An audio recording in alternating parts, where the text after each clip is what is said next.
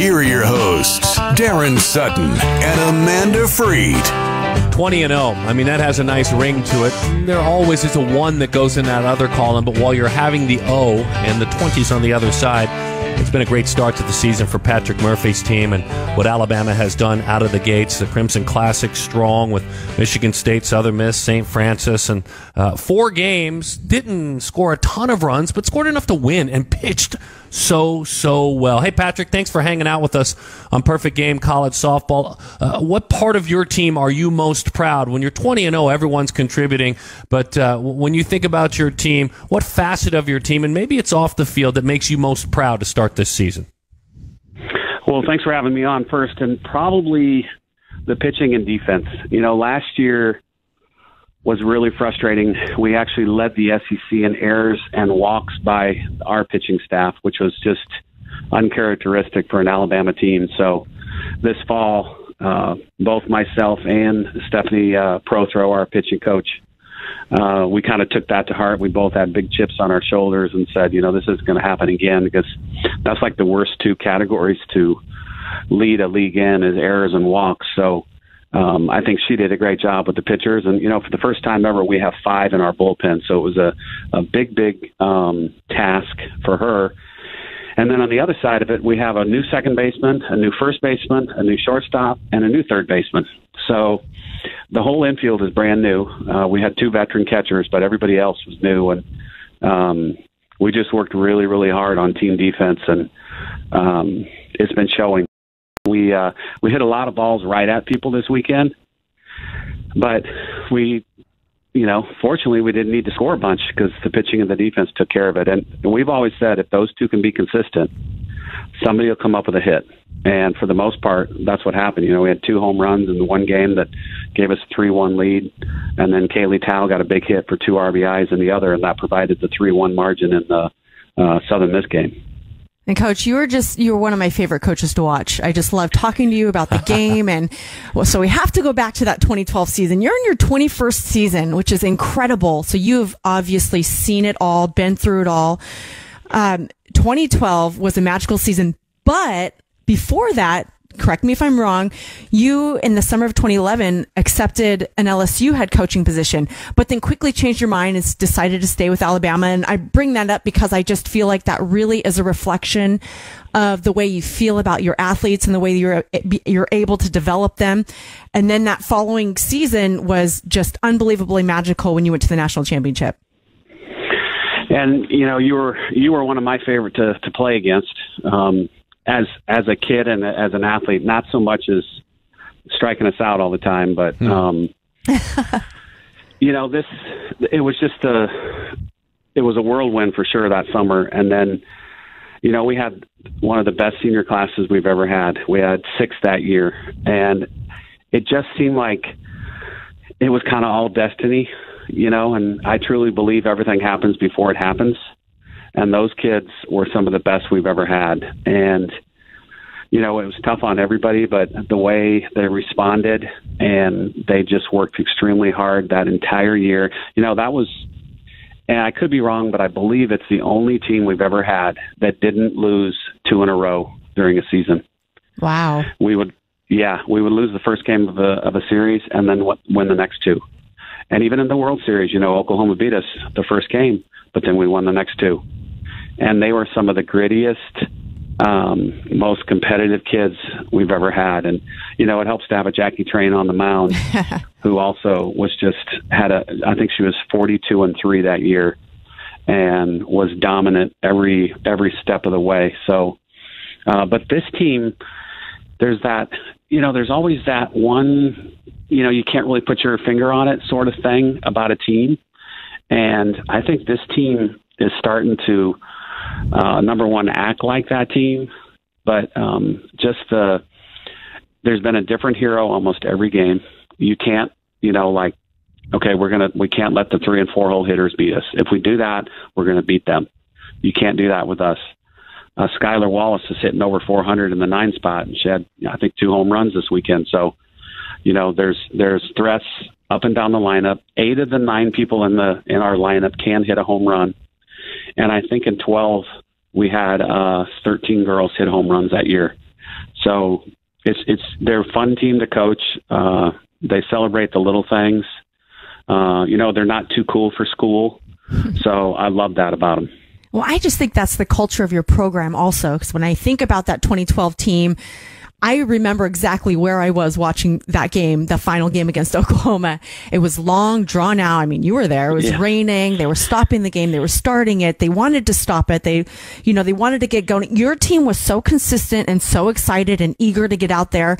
And I'm so curious about your recruiting philosophy, if you could even share a little bit of that, because I feel like when I look at your roster, then when I look at it now, it doesn't strike me as being a number one recruiting class in the country or, the best players out of high school, but they're just blue collared, hardworking, figure it out, gritty type of players. And you develop them into these tremendous athletes, and they always figure out how to put together a championship type team.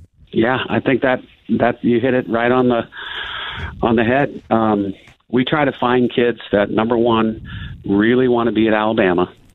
And then number two, I ask about 20 questions when they come on either an official or unofficial.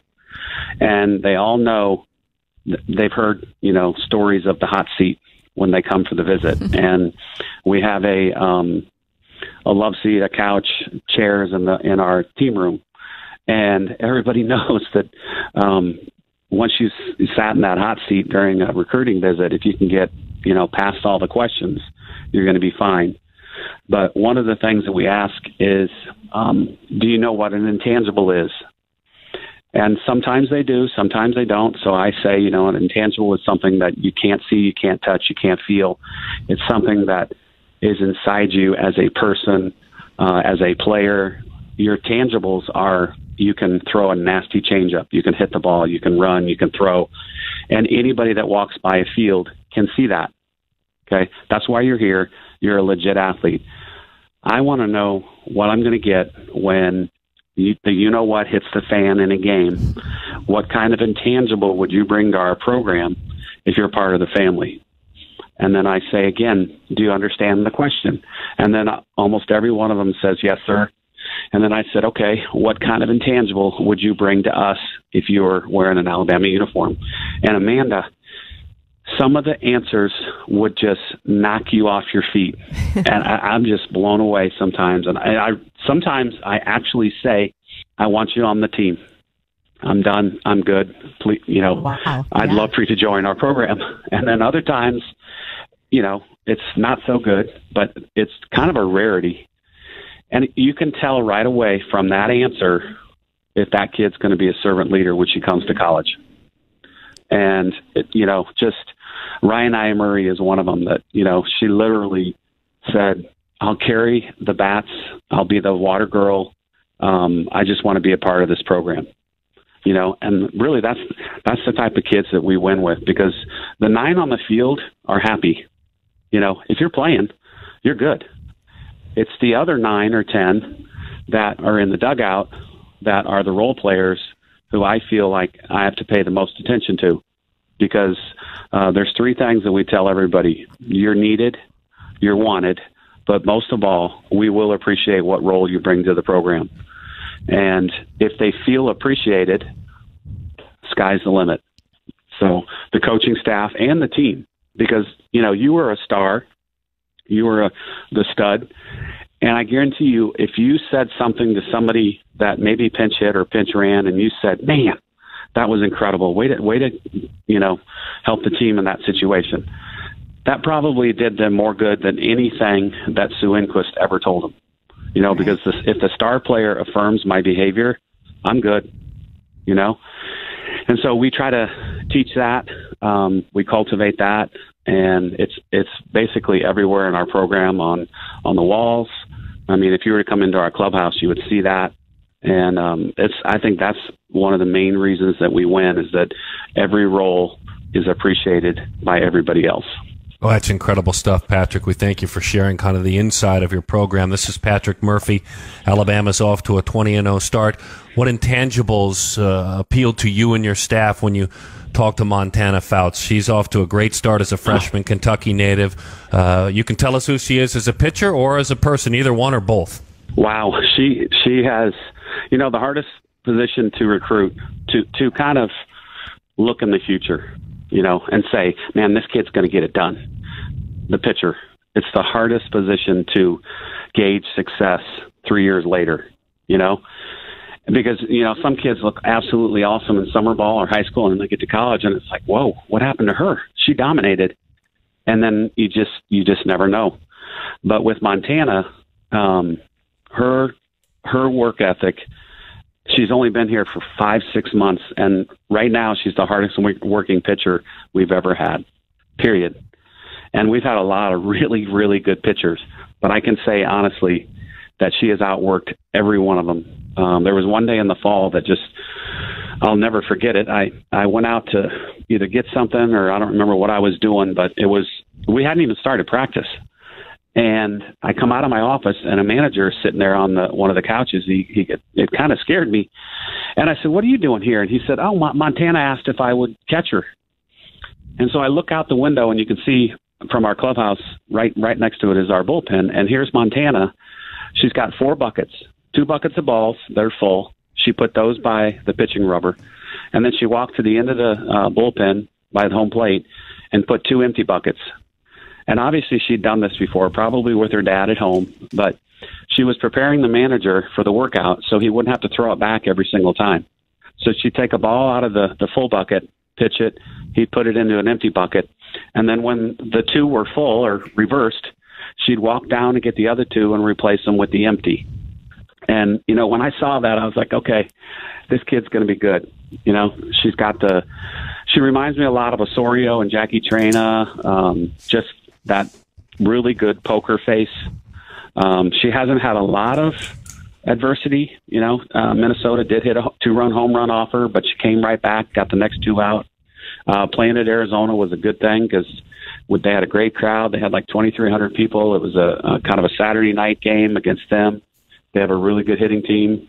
She passed that with flying colors. We beat them 6-1. And she didn't give up a walk, I think, until 28 innings into the season. So her pinpoint control, her work ethic, and then her demeanor on the mound is what's going to serve her the best. And I know for a fact that our girls absolutely love to play behind her because she is not selfish at all. She's not a prima donna. She's just one of those pitchers that you want to play for and dive and, make the play for. So it's going to be a fun 4 years with her. Yeah, excited to watch her develop. Hey, softball fans, if you're anywhere in the Southeast, visit alabamasoftballcamp.com. Make your summer plans, you athletes, you families. Of course, Coach Murphy does an incredible job. Thanks so much for your time. We appreciate your insights and look forward to having you on again. Thank you so much, Patrick. Oh, yeah, thanks a lot. Coach. Great to talk to you guys. Patrick Murphy, the head coach of the Alabama Crimson Tide team.